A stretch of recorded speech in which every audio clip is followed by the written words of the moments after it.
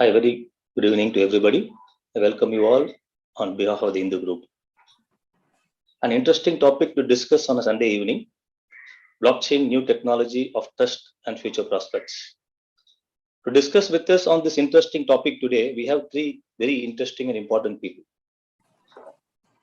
We have with us Dr. Damodaran, who is a professor of economics and social sciences with IIM Bangalore. Professor Damodaran did his doctoral studies in economics and has led academic and professional assignments abroad, including visiting faculty positions with several leading universities globally. He was environmental fellow with the US Environmental Protection Agency. Apart from his work on environmental and climate financing, Damodaran led the initiative on biodiversity financing for the United Nations Convention on Biological Diversity in 2011, which has morphed into the UNDP-driven Biofin project. Since 2015, he has been the chairperson for the Government of India Technical Advisory Committee of Biofin India. He has also been involved with analysis of the economics and distributed network technologies, cryptocurrency and crypto tokens generated through blockchains and IoT-based platforms, and has written on these topics and provided industry-level inputs. He was also part of the India's delegation to CBD to negotiate biodiversity financing issues in COP11. We are very happy to have you today, Dr. Damodaran. And we also have Mr. Santosh, who heads the social enterprise ICT Academy of Kerala, that's mandated to provide employability skills to technical, technology, and science institutions in Kerala. Before joining ICT Academy, Santosh was the branch head of TCS Limited, managing over 4,000 employees operating unit in Kochi. Santosh was also a member of Strategic Initiatives Group under the CEO's office in TCS.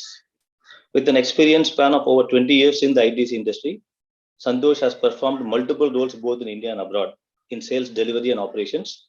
He has worked in Australia, UK, and the US. Santosh also partake in a lot of training and education programs both in industry and academic world.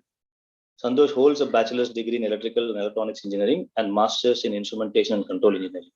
He is also a certified senior management program from IIM. Thank you, Mr. Santosh, to be here today with us. And our third panelist is Mr. Rijian Das. Rijian Das is currently the head of knowledge office at ICT Academy of Kerala.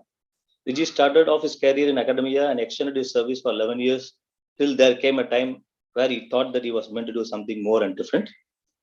Therefore, a quest to expand his knowledge horizon and enrich his experience, he associated himself with the ICT Academy of Kerala in its mission to impart skills to make youth employable, and completed 7 successful years with the organization. Most important requirement for the country today. Riji heads the knowledge office department for the ICT Academy of Kerala. Riji secured his MTech in wireless networks and applications.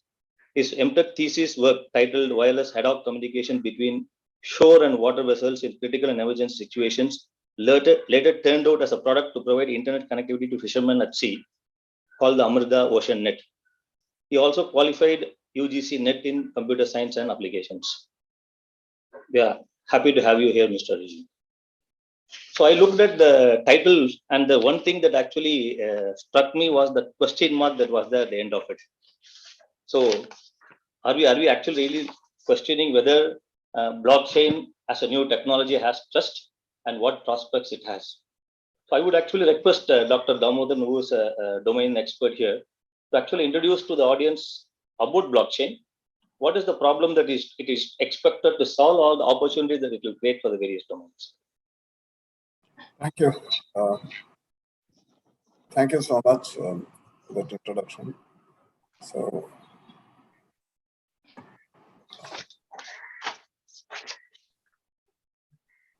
I have a small present. I hope you are able to see this. Yes, sir. We can see. Yes. So, basically, a lot of excitement about this topic is in the context of cryptocurrencies, because that is a topic which everybody is discussing. And I don't want to discuss much about cryptocurrencies because that is not our objective. I'll of course discuss cryptocurrencies because you cannot separate it from blockchains, but the emphasis will be on various other facets of blockchains. And perhaps it's an introduction. It is not meant to be a very deep analysis of what are the developments which are happening in that sphere, because developments, even at this stage when I am speaking, certain things are happening. So it is very difficult to cover everything in a span of say 15 minutes, which I am required to take to present this topic. So let me straight away dive into this, and I'll start with this gentleman sitting on the screen. So this is an age-old problem, you can see that this is an old moneylender's accountant sitting and watching his spreadsheet of that time. We call it spreadsheet these days, but that was a spreadsheet of the past. And he's making entries. Now, this is a very interesting photograph which two French anthropologists had taken in India, actually. It's a wonderful book. It's called The Mirror of India. But it would have passed off when they wrote it. It was in 1992. This picture would have made had a different connotation. Today, in the context of blockchains, it has got a special connotation. It is simply this, that blockchains are supposed to prevent what he's trying to do now. You can look at him very closely. He is looking at where to write, how to rewrite, right? How to smudge the entries. I mean, I'm just giving an interpretation. He would not be doing that. But this is very common, that the entire system of that yellow notebook that you see, that notebook which curls up and goes under his under his table and his legs, basically is a ledger into which he makes entries of all the receipts and also makes note of the expenditure. So the classical double entry bookkeeping came sometime in the 14th century because it was much more versatile. People could see the income statement, they could derive something. They could also simultaneously see the the investment statements, they could see something. So this was the advantage of the double entry bookkeeping. But nothing prevented this gentleman from changing the entries. And nothing prevented him from manipulating the entries. And the peasant or the farmer who had to go to him was always perplexed, because every time he gives a different figure and he has no means of verification except that he has already put his thumb impression there. So blockchains, for centuries, it is trying to solve a problem which has existed over centuries. And it tried to solve this problem. It had to wait till 2009 to get into the solution of the problem. So it is very strange that it's an age-old institution which blockchain suddenly found that it was important to correct in the wake of the 2008 world economic crisis, right? Because of which is called as a subprime mortgage crisis, which exposed the moral hazards faced by banks and insurance companies. So blockchain was a rebellion of a kind. And very recently, I read a very good speech by the RBI Deputy Governor, where he says that there's a lot of, it is a rebellion. It is an anarchist philosophy which is at work. And it is, and I agree with them, because it is anarchist, because there is, it says that it questions the very fabric of centralized institutions. Why should there be centralized institutions? Why should there be, they're even questioning things like, why should there be a regulator? Why should there be a government body? Why should there be a bank, which takes away a lot of your resources in the name of transaction fees and other things? And so blockchain is a rebellion of a kind. But it started happening from 2009. Now, this is the point I am trying to emphasize. What is this idea? It is nothing but the same ledger that you saw in the previous screen, previous screen, the long yellow book, accounts book, which has been now converted into a digital form. So blockchain is nothing but a digital ledger. Till now, most of the ledgers were physical. A lot of them have got electronicized, but now it is digital. And digital also, an advanced digital ledger technology is applied. It is not a typical digital ledger or the first generation digital ledger. It is an advanced technology which is based on cryptography. Now, I should clarify that cryptography makes it impossible to change entries in the logbook or the ledger book. It is secure, it is immutable, and you can't rewrite on it, right? If you found that you made a mistake in entering a particular transaction, then you can correct it, but not by changing what is entered already and smudging it and removing it and by overwriting on it, but by creating a new ledger and re-entering it and showing it as the corrected version of the previous one. So you link one ledger to the other. The previous ledger is linked to the subsequent ledger, and so on and so forth, right? So this is why it is called a chain of blocks. And this block is nothing but a digital ledger, which is chained to the previous digital ledger. So this is the idea of a blockchain. So conceivably, you can talk about blockchain. You can imagine it as an image of certain blocks floating in the sky, right? I mean, I'm just asking you to imagine, because a lot of it is left to your imagination. Now look at the internet, you'll find Bitcoin prices reported with a beautiful gold coin of written B. It's very tempting. It looks very tempting, but you don't get to see it. It is just a code of numbers. A Bitcoin looks like a code of numbers on a computer. It will look like 0110000 in a line, a long code which is written over a line. But to appeal to the world, they will put a Bitcoin as a gold coin, so that you are tempted. And they say Bitcoin is really gold. And why do they say Bitcoin is really gold? Because Bitcoin is very valuable. It is not printed like currency. Too much of printing is not there. Therefore, inflation is not a possibility in Bitcoins. And not just Bitcoins, even the other forms of cryptocurrency. And even where the subsequent essays of blockchain try to change that, they still want to go back to limiting the supply, right? So this is how the things are. So it is a digital ledger, which is chained to other previous ledgers, but it is not chained to one economic organization. It is chained across the world, right? It's a global common, actually. So as a global common, you're really worried, because every currency is national, except the US dollar, which is a reserve currency of the world. But that was accepted as a reserve currency of the world as part of an agreement which followed the Bretton Woods Agreement. Now, but this is not like that. This is a currency which has come from nowhere. And it is created by a community of people who have nothing to do with governments, nothing to do with central banks. And therefore, it looks very anarchic. Okay. So this is the first principle. It's a digital ledger tied to the other ledgers. Now I come to the second aspect of it. It is a distributed network. Now the image that I'm showing on the screen also is suggesting what is a digital thing. This is like a digital ledger.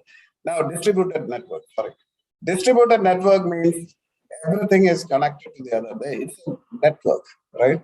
And this network of what? Network of not the blocks, but a network which is a community of two categories of people. One, they call it as miners. Mining means people who mine Bitcoins, because as I told you, Bitcoin is projected as gold. So what do you do with gold? You have to mine it, right? So this technology sector uses very funny, they use words very funny, in a very funny way. So they say it is mining. So mining is nothing but a cryptographic, it's a play of a cryptographic hash. Hash is nothing but a form of encryption. It's not encryption. It is a form of obfuscation, so that the real identity of the sender and the real identity of the receiver is not there. But their addresses can be verified. I'm talking of 2009 Satoshi Nakamoto's blockchain, the blockchain version 1, the generation 1. So these miners solve a cryptographic puzzle. That's a hexadecimal based on a hash target. Hash is nothing but a hexadecimal, the expansion for hexadecimal number. Now it is alphanumeric as well, 64 character number. So there are a lot of hits and misses on that. Initially, you could have a simple Pentium to run it and get a solution to this hash, a number which is falling below the hash rate, right? So the hash rate is like a number. right? Between 0 to say 150 or 200. It can be any random number. And you have to guess a number which is exactly below that. So first you have to guess what is that number, then find out which is the other number. And that is called a number only used once, called nonce. These are all technicalities. I don't want to get into it. Now, the point exactly is this, that the miners do this trick and close a transaction, and they conclude a transaction as well as conclude maybe 3 or 4 transactions. They conclude a block or they close a block. I'm putting it in a very different way. It is like sealing a block. If I can put it in a way that people are able to relate to. So it is like sealing a box. And whether it is sealed properly is tested by a set of verifiers.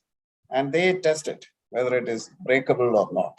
And it is a large community. Not large community of anyone who can join. Technically, they say anyone can join, but only people with proven expertise can join, who can test it. And that requires some computerized skills, computer-based skills. And that is not a small thing. And then once they're tested, the transaction is approved, the block is, if the number of transactions are approved and a block has a limited capacity. Earlier it used to be 1 MB, now it is expanded. And you can expand the capacity, close the block, seal it, and see that it is not tampered with. Now it is not done by one person or two persons. It is done by many persons. And all of them are watching the ledger and seeing what are the entries, whether it has been entered faithfully, whether it is a genuine transaction or it's a pseudo transaction.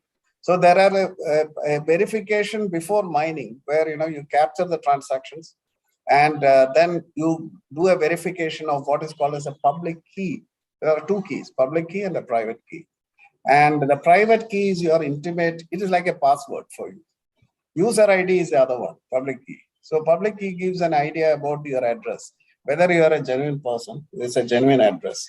It is again a hashed, it is not the genuine number, but you know that the verifiers are smart. They know whether they look at it and find out whether it is a genuine one. They have the qualities to understand that. And then the miner starts working on the transaction. He closes the transaction, then closes the block, gets it verified, and this block goes and joins the previous block, as I told you, to the previous digital ledger. And the metadata, that is the data of data, or from the previous ledger is carried over to the next ledger, subsequent successive ledgers. So if you want to tamper with one, you have to tamper the entire thing. And there are too many people watching it. And therefore it is impossible to do it. This is the theory behind it. And by far this theory has held ground, right? But it has been very difficult to break through a blockchain. But it is impossible as far as the ledger part is concerned. But there have been some developments on the wallet side. Wallets have been just swiped. Now that is because you gave up your private key and somebody took it and used it. It is like somebody using a password for your bank account, right? If you are careless to do it, it can be. Or it could also be because of what they call majority of the people joined together, 51% of the community decided to break into the system. There are various reasons for it. But having said that, the payments are also digital wallet to digital wallet. So if I am sending a payment, after all, blockchains were conceived as a payment and settlement mechanism, which is better than SWIFT and other things, that interbank mechanism. So it was conceived like that. Subsequently, it evolved into other things. So this is the context. 2 wallets are there. So you transfer it digitally, and nobody, the coin doesn't fly. The coin is just registered as in the wallet. After verification and all this is done, mining and everything is done, it is done. And it is pretty safe. So this is the problem. So what is the philosophy? Philosophy is, this is a classical hub and spoke model, right? They use for airlines do that, right? Air India would do it, Lufthansa will do it. So would banks do it. So would any centralized organization. This is one node. And all these are satellites of the node. These are the spokes. But if this node gets compromised, then everything gets affected. This is the problem with centralized networks. Most of our institutions, anywhere in the country, anywhere in the world, are traditional institutions run in this mode. And then you have what is called as a decentralized mode. A lot of people refer to blockchain as decentralized. They keep on repeating it. And so much so that I have also started using that word because it has become a kind of, it has been internalized. The point is, it is not decentralized. It is actually distributed. Now, distribution and decentralization, what's the difference? The difference is between these two diagrams. This is a honeycomb. The blockchain is like a honeycomb. Each point is connected to the other. So it is technically through other points, I can read from here to here. But in a decentralized system, these nodes can connect to each other, but these elements in the nodes cannot connect to the other elements in the node. This is why you should never use the word decentralization. Two reasons. One is this architecture. The second is the simple fact that decentralization by nature implies there was centralization at some time, right? So it is like the union government giving powers to the central government. So it started, the presumption is that everything came to the union government and then they were very kind enough to decentralize it. Well, blockchain is like an organic community. It came up from below. It did not come as an act of kindness from above. So we should be very careful about using that word. Now I come to cryptocurrency. I have to touch upon it because if I don't touch upon it, half of you who are participating here would be disappointed. Oh, he did not speak about cryptocurrency. Then what's the point in talking about it? I have to talk about it. And not only to entertain you, but also to say that cryptocurrencies are an unavoidable aspect of blockchains. It's simple. If you have conceived blockchains as digital ledgers, and digital ledgers are all about receiving payments and giving payments, how can you keep money out of it? So, being digital ledgers, cryptocurrencies are an inalienable part of blockchains. So this theory, we are all fond of saying, oh, cryptocurrencies are very bad. They are in a lot of respects, which I'll come to. But so let us only talk of blockchain. It doesn't happen that way. You have to monetize it. You have to show monetary things. But you can control the spread of cryptocurrencies. You can regulate them, but you cannot wish them away. They are part of a blockchain because blockchain, the whole point is that it is meant as a digital ledger. And ledger is all about financial transactions, mostly. And the first generation of blockchains were very interesting. If you read Satoshi Nakamoto's paper, which most of you would have read, it is there on the net. It's a white paper, 2010. That was the first act of rebellion against the centralized financial institutions. It says very clearly that we are not a bunch of people suggesting a software solution to a hardware problem or a software solution to a traditional brick and mortar situation. We are here to suggest an alternative payment system, an alternative system of payments and settlement. So we are in many ways trying to create an alternative financial system. Now, that is pretty dangerous, right? Because your alternative financial system means that the first generation of blockchains associated with Satoshi Nakamoto was very revolutionary. It tried to overturn the financial architecture of the world. And it was based on these distributed networks, which I showed you in the previous screen, which is different from centralized as well as decentralized system. But the subsequent versions, and now this is a very important point, blockchain 2 and 3 do not talk about it as much as the first generation blockchains talk about it. Now, the first generation blockchain started with Bitcoin blockchains, right? And then around Bitcoin blockchains, when they found there were problems, they improvised on it. They created Litecoins, Lightning Network, and all that, basically to scale up, to improve the scale. The problem with Bitcoin blockchain, as I told you, mining was a very complicated process. You require a very advanced computing system. So it is costly. It takes time. So a typical Bitcoin blockchain transaction takes about 10 minutes. To close a block. Now, it doesn't take even, because the number of transactions are very few, because it is not scalable.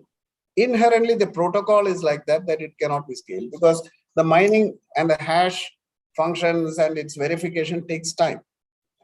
right? So this is the basis of this thing. So there were reforms around the uh, uh, blockchains, or the first generation blockchain. So you got into Lightning Network and other things, which use the principles of the Bitcoin blockchain and try to improve on it. But the point is, after blockchain 1 came, the blockchain 2 comes. And a typical representative is now what you hear of 2015. 2013, it was announced by a very interesting person. His name is Vitalik Buterin. He's a Russian Canadian, right? Canadian citizen of Russian origin. And he was a wizard. He's considered to be a wizard in this field. And he said that, let us not focus on alternative payment system and all that. Let us make things work for better economic exchange. Every transaction, he takes it as an exchange of goods and services. His perspective is different. He says, yes, the ledger idea is important, but you take it as an exchange. So if I am paying $5, 5 rupees to get a service, that means it's an exchange between me and the vendor who's providing the service, right? And I have to pay. So how do you secure an economic exchange in the real world? Now, here is where, today's seminar, you raise this issue very pertinently. Why did we put that question mark? Trust. So the point is, trust is secured through contracts in the real world, right? Everybody enters into a contract. It can be for a material good. It can be for a service. It can be for a particular obligation, to fulfill a certain obligation, which may not have a monetary thing. But everything is secured by contract. But Vitalik Buterin in 2015 brought out this wonderful blockchain, a new generation of blockchains called Ethereum. Now, Ethereum blockchain is based on, he said, their contracts are not very foolproof, because you can be getting somebody to underwrite it and there will be moral hazard. He may sign it off for a consideration. So he said, let us make it digital and make it smart. And that is how this idea of smart contract is born. So smart contract does not require anyone to underwrite. There is no intermediary. You don't need a notary. You don't need any agency to certify it. It is there up in the skies. It's a blockchain. It is open blockchain, like the first generation blockchain. Anyone can access and see what is happening. And in some ways, these are blockchains which are transparent. People say, I was told a very, very senior person in Government of India, who was a former Government of India official.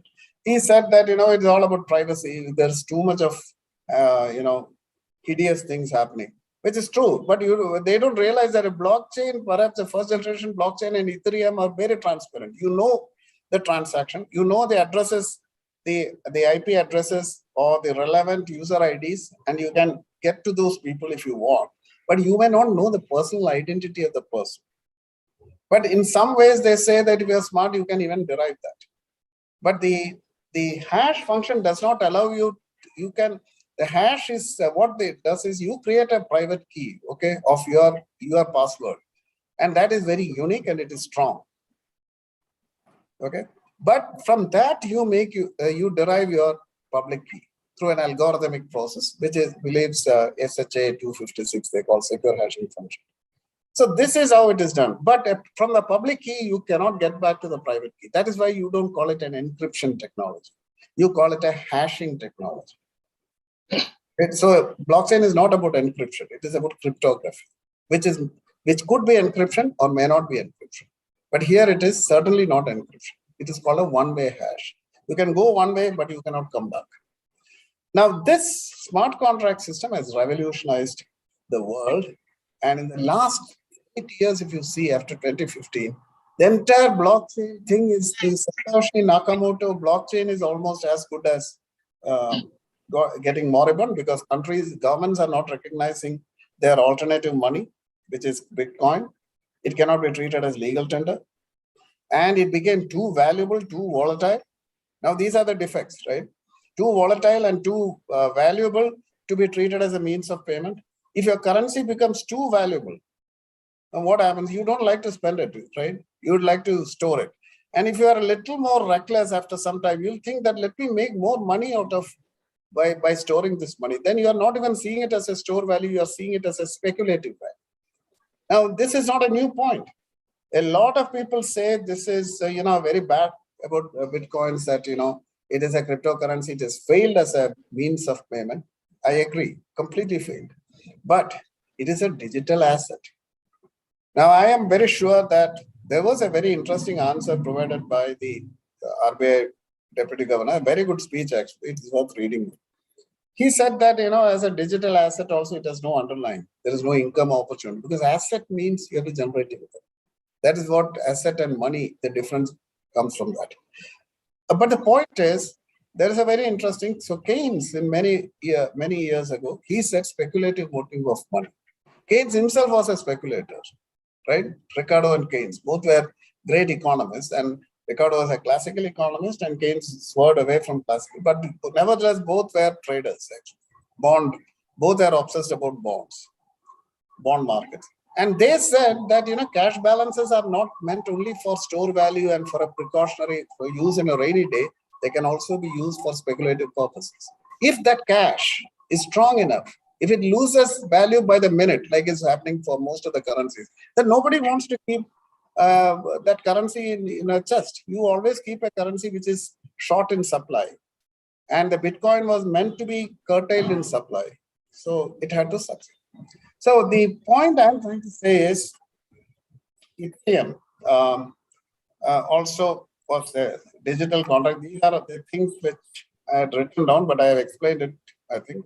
It is being used for a variety of purposes. One is exchange of goods and services. So any exchange between even my house, if I want to put it on rent to a tenant.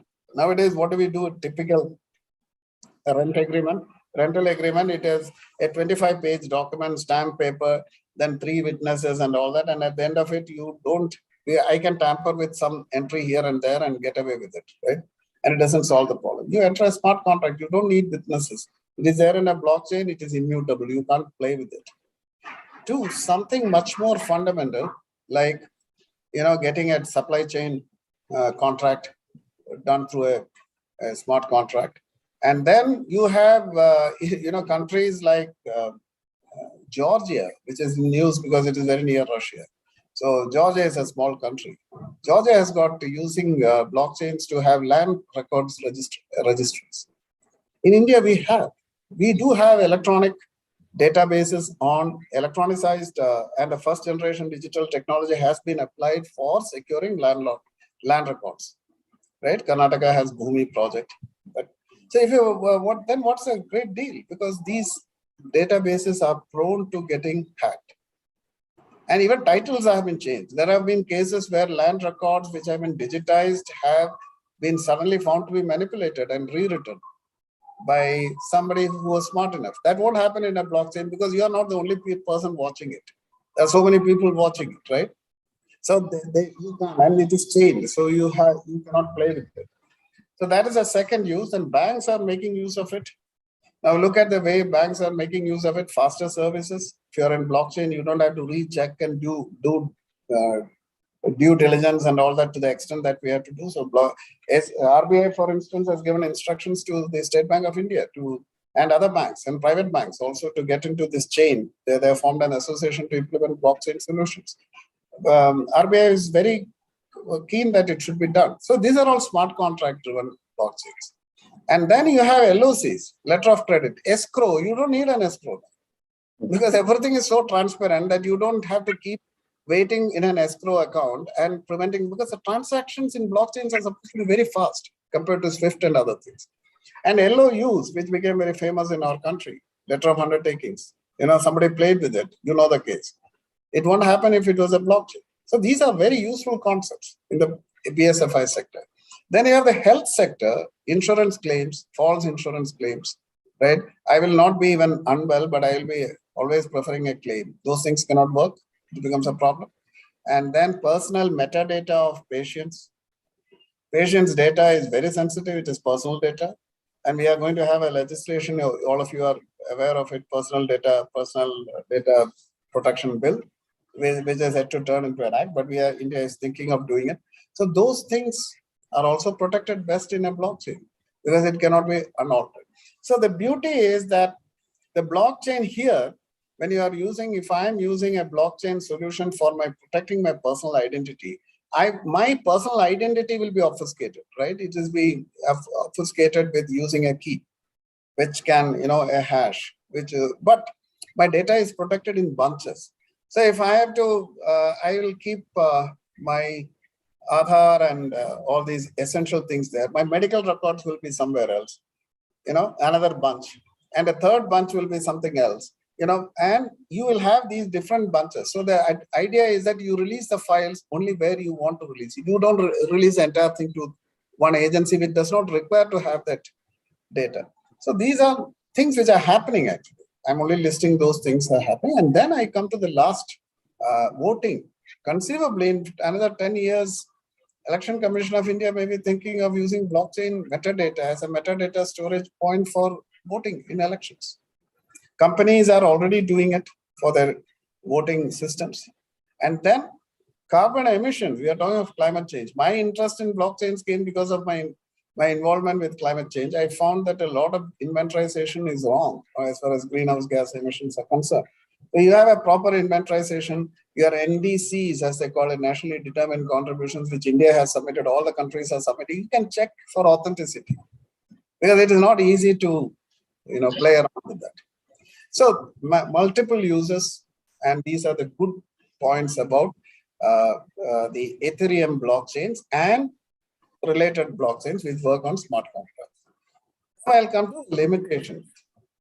Limitation is Ethereum and Bitcoin blockchains. Ethereum is generation 2. Now they are not scalable. You don't have too many transactions happening in a minute. And therefore, if it is not scalable and only few transactions can be done, then it is bound to have a higher transaction fee. It is bound to have a latency, which is very high. And therefore, they just don't move well enough, these two blockchains. So that is one problem. They're not able to scale up. Secondly, unsustainable. You need lots of energy.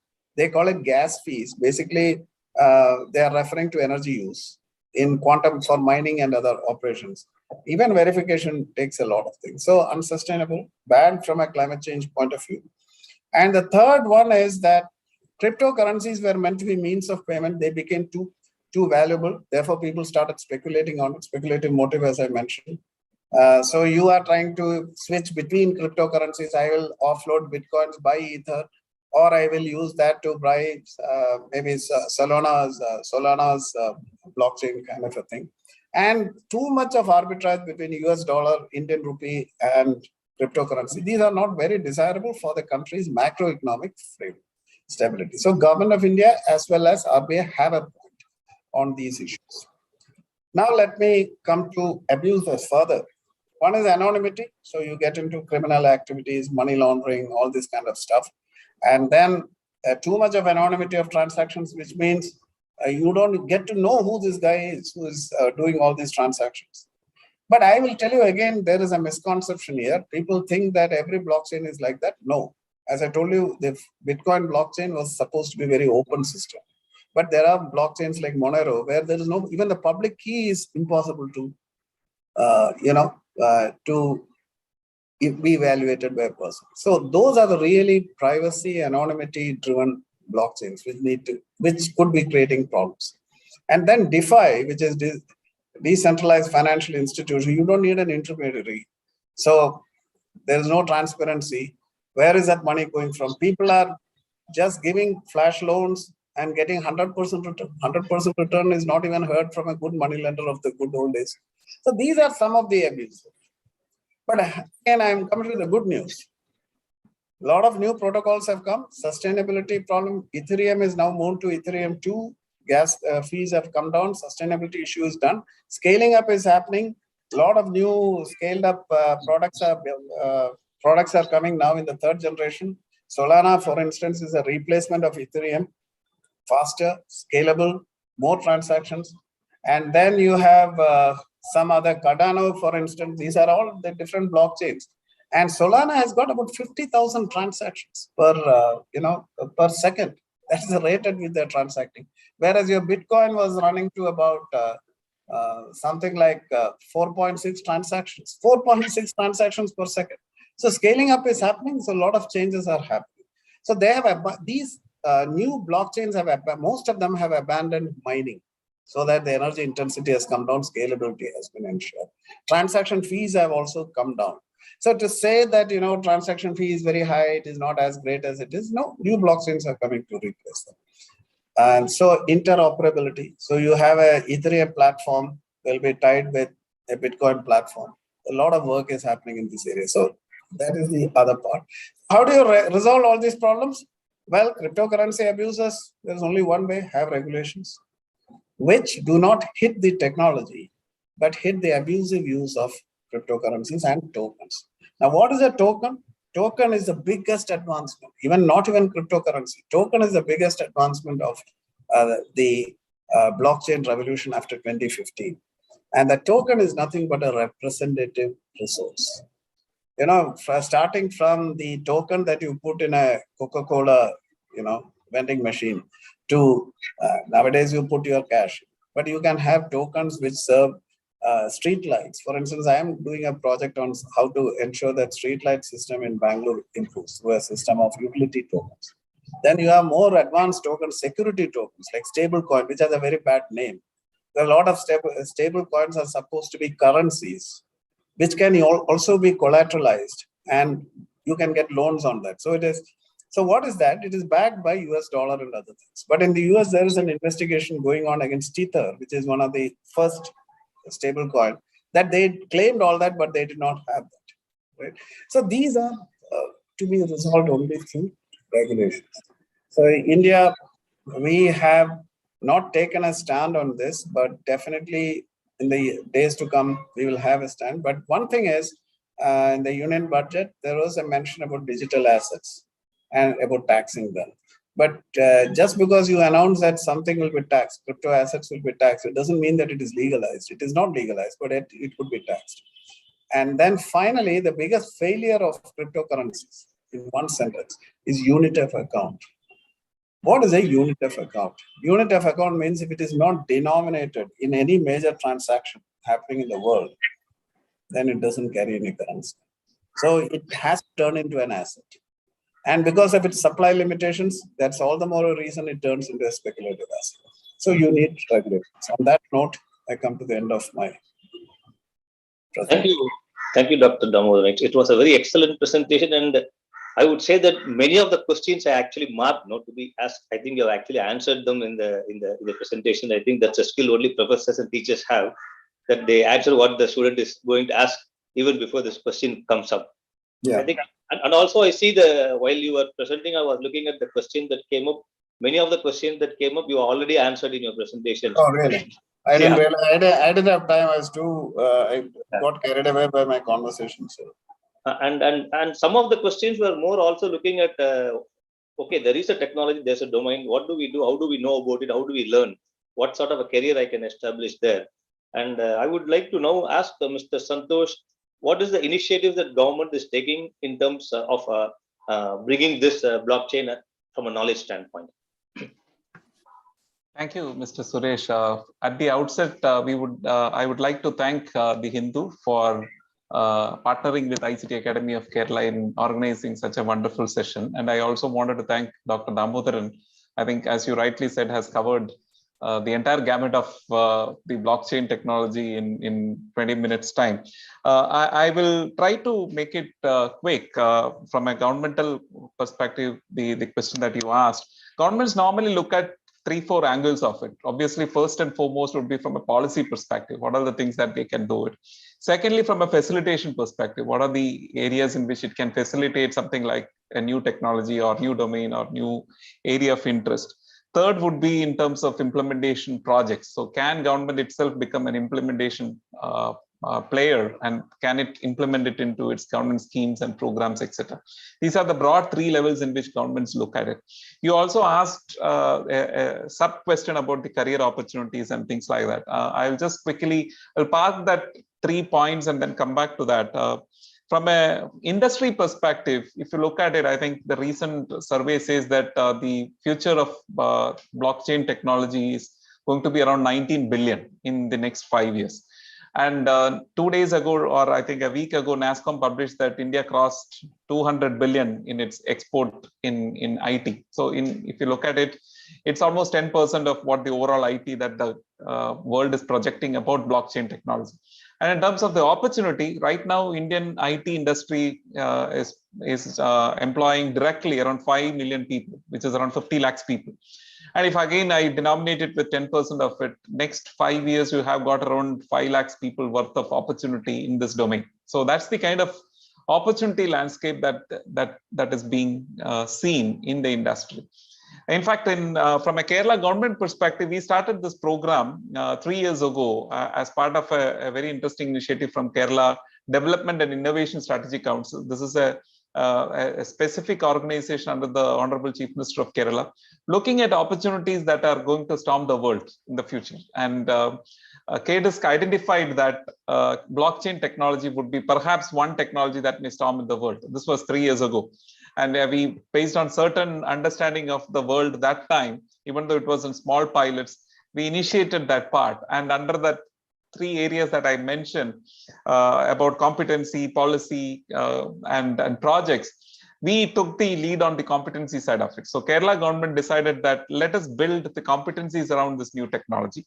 And when we looked around at blockchain being a new technology during that time, but it also was very interesting to note that in order to learn blockchain as a technology and a domain, you need to have certain other technology base to be able to build. So that is where the government decided that can we not break this into a dual certification program. And then we added, because in order to learn that, you need to learn Python, you need to learn HTML, CSS, and all those things. So we conceived another certification under the full stack developer, which became the prerequisite for the blockchain technology. So right now, the program that my colleague Riji would explain is a dual certification program with full stack developer and blockchain. Now, full stack developer is like the all in all it's like an all-rounder, if you were to use the term like what we use in cricket, is an all-rounder, what you call development for an IT industry. So if you learn full stack, I think the opportunities are numerous. It's still standing as amongst the top 5 technology domains in the IT industry, very, very current, and it is going to remain as it is. So candidates who are coming in and joining our program are encouraged to take either the full stack developer program. If they feel that is fine for me, they can drop off. But we would urge them to go through the blockchain technology also. So that's the kind of organization in which we are doing. So that's one area. So competency development is one area that government is doing. In fact, at the national level, NIC has come out with a Center of Excellence on blockchain technology. So that again is a kind of a competency development and also facilitation services that they have. We hear that Telangana announced its first blockchain district. Hyderabad, they wanted to develop as a blockchain district. So whereby they wanted to promote startups, entrepreneurs, and companies to utilize blockchain technology from that place and also consume it as a district. So there, the infrastructure, the softwares, and all the associated facilities are being planned by the government, is what we understand, right? Dr. Damodaran talked about the property management systems in Karnataka. I think again Karnataka 2 years ago announced, I don't know the progress of the project. They wanted to see if land registration could also be moved on to a blockchain at some stage. Now that digitization has happened, they wanted to see how they can move it into the next stages of it, right? So there are quite a lot of governmental projects that are being built apart from the industry. So there is, what I wanted to convey is that in terms of opportunities, I think there are not just in the industry that is coming up with a lot of solutions. I think government itself as a consumer of this kind of technology is across the country as well as internationally investing quite a lot in these various areas.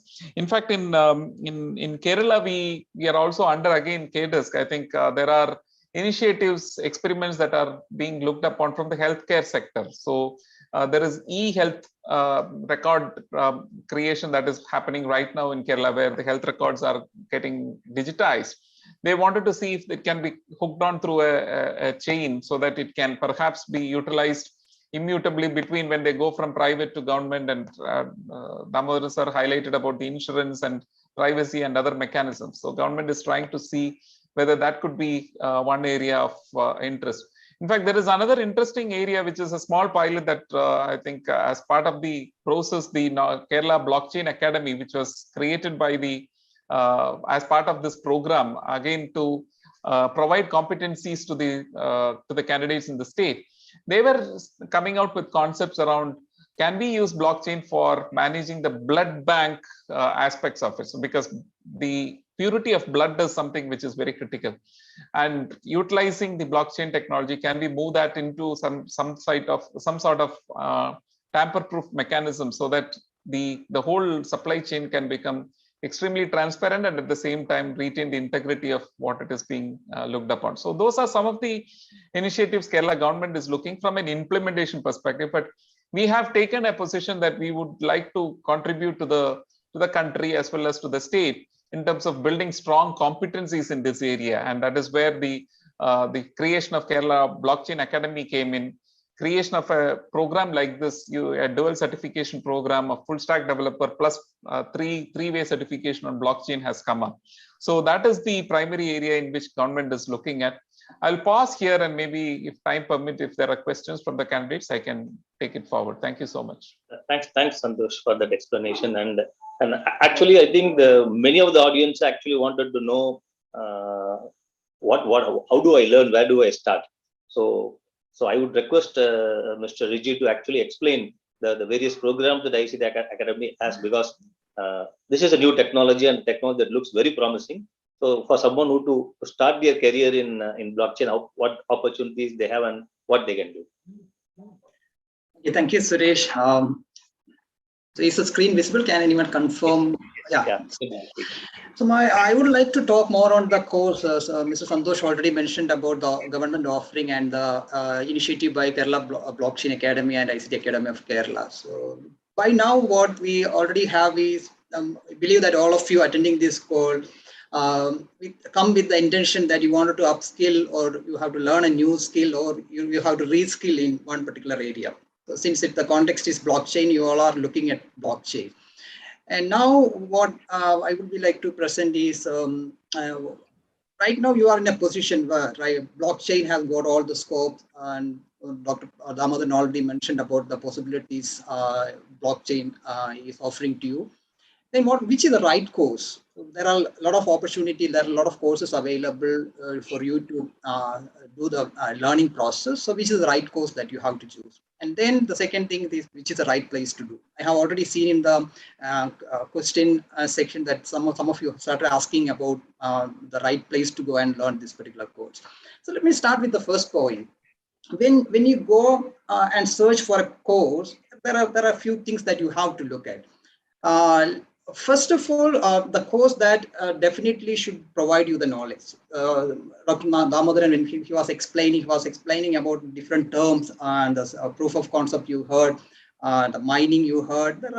When you learn new technology, you definitely come across new concept. The first and foremost thing, you have to learn the concept. And the course you select should provides you all the content. The right content should be delivered. So when you, as a person, look for a course, you have to look at the content first.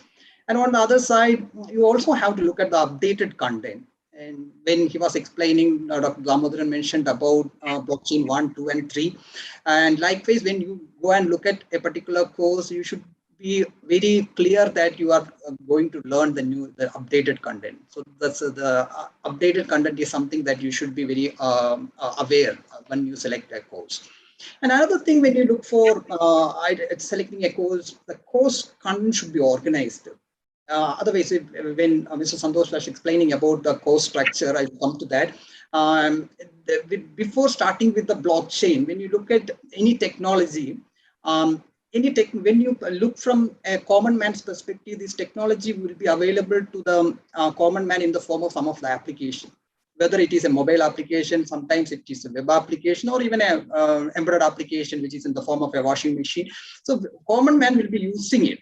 So in that case, if you use blockchain as a technology, definitely some knowledge about a web application is needed. That is the reason why this particular course is starting with a basic course on web applications. So the organization of a content is very, very much important. And finally, right now everything happens on the go. Even the learning happens on the go. So many of you attending this call are working professionals, or you wanted to learn blockchain along with what you are doing right now. Easy access to the learning content is a very much important thing. So when you look at course, the course should provide the right content. It should be organized, and then definitely it should be available in the form of an easy access mechanism. And another important aspect of identifying a course, the course should provide the right skills. Knowledge is one part. So once you get to know about the basic concept, you can get knowledgeable watching videos, attending these courses. But most importantly, if you wanted to do something, you should have the proper skill at the end of the learning process. In that aspect, when you identify a course, when you select a course, that it should have the hands-on content. And it doesn't talk only about the theoretical concept. So make sure that the course that you are attending should have at least 70% of practical content, and otherwise and also the course should be able to challenge you with the kind of use cases, assignments, and even the project. And if you have these kind of courses available, you can easily select that as one of the courses that for you to select for the learning process. And finally, and most importantly, the course should provide you the ability. It should be a combination of knowledge, and it should be and also the courage. Sometimes think that you completed your learning, and then you should be in a position to take up a project and tell that, oh, this is a real life problem around me. I can solve this using my knowledge in blockchain. So for that, if you wanted to take real life scenarios or real life challenges and solve it by using the technology that you studied, you have to do a kind of internship while you are studying. So right now, when you get an opportunity to learn a course, if the course provides you the right kind of internship, then definitely that is one advantage. So virtual internship is something possible right now. It need not be possible for all of you to go and enroll to physical internship, but a virtual internship is also something that you have to look at. So ultimately, what I would like to summarize is the course that you take should provide you the right content, and then it should have the components to challenge you, to test your knowledge that you learn. And finally, there is a provision for you to apply what all the learnings that you, just like solving a real life scenario. So let me come to the third part, which is the right place, or where you can start learning this particular courses. One initiative by the government of Kerala, already introduced by the CEO of ICT Academy of Kerala. So there is an initiative by KDIS, ICT Academy of Kerala, and the Blockchain Academy, the Accelerated Blockchain Competitive Development Program. So I've been talking about this particular project. ABCD project is right now offered in different phases. You can see that it is offered in 4 different phases. It starts with a full stack development training course. It's actually a 400 hours training program, which is offered in a hands-on mode. The previous slide I was mentioning about the different components, like there should be knowledge and there should be skilling. So it's actually a combination of practical as well as theoretical component. And it is offered in an instructor-led blended mode of training mechanism. So, and then at the end of the training, there is a provision for doing virtual internship. And currently, ICT Academy's virtual internship is offered in association with TCS ION. So once you complete the training program, you will be dual certified by KDIS and ICT Academy on the full stack development skill. And then along with that, you get a course completion certification from TCS ION. So that actually is the first phase of the learning, full stack development. And which the full stack, 2 variants of full stack trainings are available. Mean stack and merge stack is available with the current offerings of ICT Academy. Then once you successfully complete the first phase, you can move to the blockchain learning part, which is available currently in three different forms. So it starts with a blockchain associate training program of 30 hours. Once you complete that associate, it actually discusses about start with the different terminologies and even the opportunities available where you can apply blockchain. Everything will be discussed in the associate training program. And after that, it's a dedicated developer training program for 90 hours. And once you complete the first and second phase, you will be in a position to do a kind of internship. That also is the internship part that I mentioned. And this is an internship part in the blockchain training. So blockchain training, once you complete all the three, you will be getting 3 certification. I will be explaining about the different certification in the next slide. So here, one of the thing that you have to notice is all these training, whether it is done by ICT Academy or the Kerala Blockchain Academy, everything should have the practical content, and it should be more than 70% of the training hours are dedicated for practical hours. And then all these training programs are done as instructor-led training programs. Then let me come to the highlights of the training program.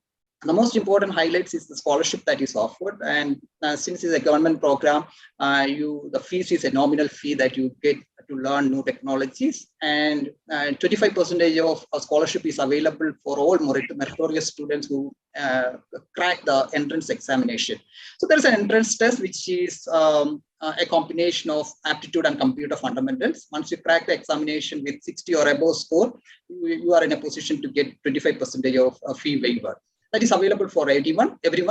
And this particular project is from an offering of Government of Kerala, and Keralites living in Kerala or even any other part of the world is getting an additional scholarship option.